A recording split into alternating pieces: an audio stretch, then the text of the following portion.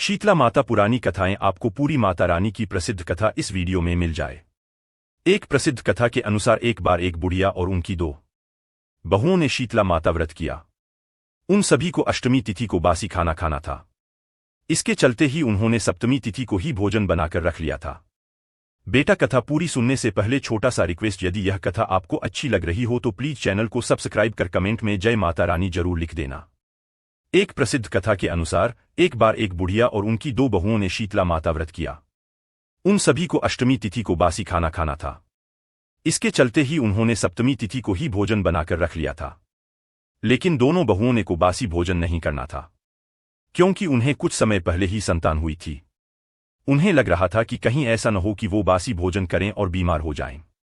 अगर ऐसा हुआ तो उनकी संतान भाई बीमार हो जाएगी। दोनों बहुओं ने बासी भोजन ग्रहण न कर अपनी सास के साथ माता की पूजा की। इसके बाद पशुओं के लिए बनाए गए भोजन के साथ ही अपने लिए भी ताजा भोजन बना लिया। फिर उसे ग्रहण भी कर लिया। फिर जब उनकी सास ने उन्हें बासी भोजन करने के लिए कहा तो उन्हें टाल दिया। यह कृत्य देख माता कुपित हो गईं और अचानक ही उनके नवजातों की मृत्यु हो गई। जब यह बात सास को पता चली तो उसने अपनी बहुओं को घर से निकाल दिया। दोनों अपने बच्चों के शवों को लिए रास्ते पर जा रही थीं। तभी वे एक बरगद के पेड़ के नीचे आराम करने के लिए रुकीं। यहां पर दो बहनें थीं जिनका नाम ओरी व शीतला था। ये सिर में पड़ी जुओं से बेहद परेशान थीं। बहुओं को उनकी स्थिति देख उन पर दया आ गई। उन्होंने उनकी मदद करनी चाहिए और उन बहनों के सिर से जुएं निकालीं। इससे उन दोनों बहनों को चैन मिल गया।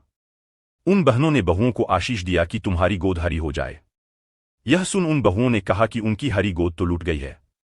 तब उनमें से एक बहन जिनका नाम शीतला था, दोनों बहुओं को लताड़ लगाई और कहा कि पाप कर्म का दंड तो भुगतना ही पड़ता है।